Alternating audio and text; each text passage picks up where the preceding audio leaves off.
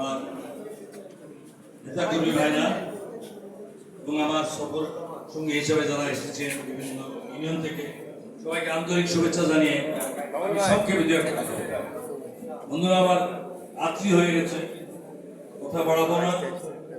আমাদের আজকে মূল বক্তব্য যিনি দিবেন আমার প্রিয় ভাতিজা শরীফুদ্দিন জুয়েল। আমি শুধু একটা কথাই বলতে চাই, আমাদের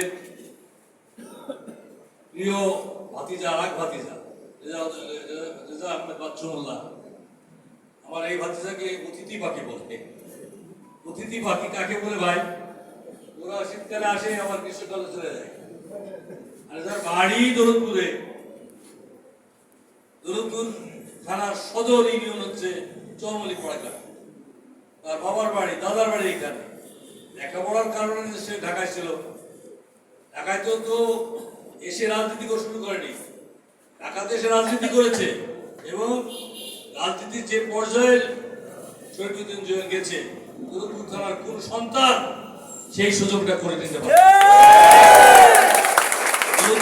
মানুষ এই সম্মানটা পায়নি। ঢাকা উত্তর সিটির যুবদলের আহ্বায়ক হিসাবে যে আমরা গর্বিত, আমাদের সন্তান ঢাকায় যায় রাজনীতি করে একটা অবস্থান নিয়েছে। আমি তো মনে করি তারেক রহমান বা আমাদের দলের হাইকমান্ড কখনোই ভুল করবে না। দুটো জিনিস এখানে আমার মাথার ভিতরে খেলে। আমি ভাবি, আমার এই রাজনীতিতে বিএনপিতে আমার 47 বছর পার হয়ে গেছে। আপনারা সবাই জানেন যে আমি থানা বিএনপির সাবেক আহ্বায়ক ছিলাম, সাবেক সেক্রেটারি ছিলাম, সাবেক সভাপতি ছিলাম। এই সময়টা প্রায় 30 বছর ছিল একটা না।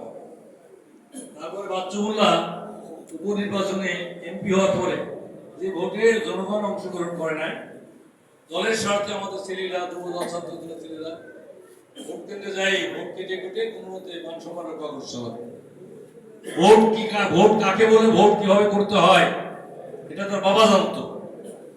সে তো কইছে টাকা ভাগ করতো, শুধু নির্বাচনে সেলিব্রিটিকে কয় টাকা দিবে, কয় টাকা রাখবে, এসব আমি দেখেছি।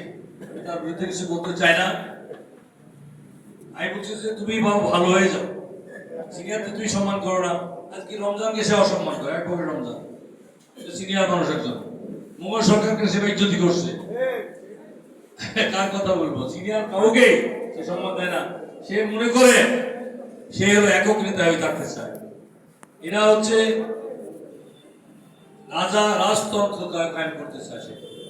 আমরা কি রাজতন্ত্রের জন্য লড়াই করেছিলাম? আমরা তো গণতন্ত্রের জন্য লড়াই করেছিলাম।